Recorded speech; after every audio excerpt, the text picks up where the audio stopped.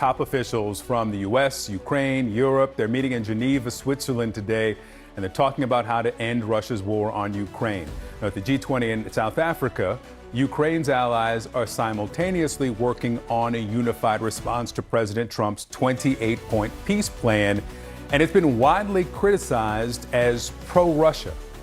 If Ukraine loses this war and possibly collapses, it will have an impact on European politics as a whole, on the entire European continent. And that is why we are so committed to this issue.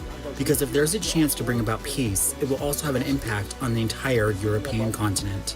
And President Trump now insists that the 28-point plan is not his final offer. And Secretary of State Marco Rubio, Special Envoy Steve Witkoff, they're expected to join today's talks in Switzerland. Ukrainian President Volodymyr Zelensky will meet with President Trump before Thanksgiving. And Zelensky has called this moment one of the most difficult in his country's history. We get more now from CNN's Kevin Liptak. Good morning, Victor. An intensive stretch of diplomacy is now underway before President Trump's Thursday deadline for Ukraine to agree to this 28-point plan for ending the war. An American delegation composed of the Special Envoy Steve Witkoff, the American Secretary of State Marco Rubio, now in Switzerland ahead of meetings with Ukrainian officials who hope to put their imprint on this plan. And we understand that meetings with Russian officials will happen shortly thereafter.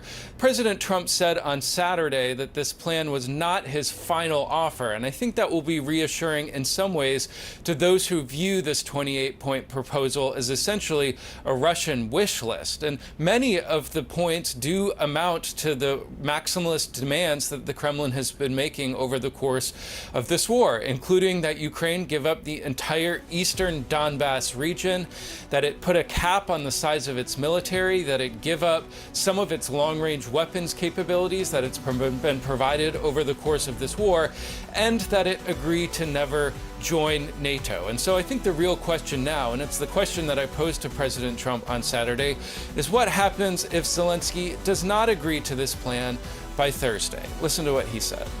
Well, then he can continue to fight his little heart out.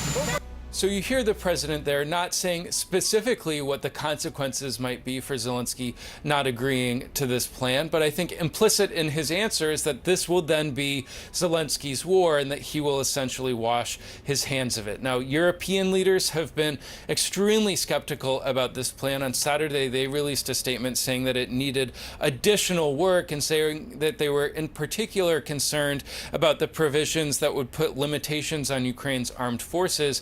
Even some Republicans here in Washington are voicing concern, including one of the president's top allies in the Senate, the South Carolina Senator Lindsey Graham, who said that parts of this proposal were, quote, very problematic and can be made better.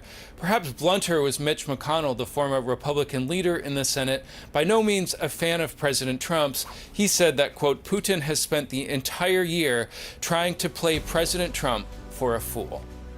Victor? All right, Kevin Liptak, thank you very much. For more on today's talks and what's at stake, I want to bring in now global affairs analyst Kimberly Dozier. Good to have you in studio. Let's first get your reaction to the president saying that this is not his final offer after making this a pretty hard deadline for Thanksgiving. He said that on the way to a plane, and it gives him some maneuver room, but let's be clear, what's been put to Ukraine is Russia's wish list. Mm-hmm. And this seems to have been drafted by Envoy Steve Witkoff together with the Russian negotiator and not with any Ukrainian input, leaving Kyiv and European officials backpedaling, dismayed. It's as if 6 to 8 months of work trying to convince Trump that he can't reward Putin for aggression has just evaporated. Yeah, and some of the requirements here would be that Crimea, Luhansk, Donetsk would now be recognized as Russian, even as by the United States, limiting the Ukrainian military at 600,000. They're currently estimated 800,000. A constitutional amendment that they would never seek NATO membership, on and on. It's not clear that Putin would ever sign on to a deal. True. But if this is weakened in any way, or one of those requirements is removed, Putin certainly is less likely to sign it then, right? You know, if Putin would sign a deal at all, this is the deal he would sign. But it has things in it that are poison pills that I can't see President Zelensky swallowing, like giving up any chance of prosecuting Russians for war crimes. And CNN and other outlets have extensively documented the horrific things that have happened that go against the laws of war against Ukrainian civilians, things like massacres of Bucha, etc. So between that and leaving Ukraine essentially defenseless, what they're asking Ukraine to do is what it did when it gave up its nuclear weapons, and in return got a piece of paper that said Russia would never attack, and if it did, the West would drive Russia out and defend Ukraine. Well, it didn't happen in 2022. European nations are still afraid to put their troops on Ukrainian soil for fear they'd trigger a nuclear conflagration with Russia. So putting that kind of guarantee in this 28-point deal, again, is no guarantee of Ukraine's security. Yeah, it didn't happen in 2014 with the annexation of Crimea then either.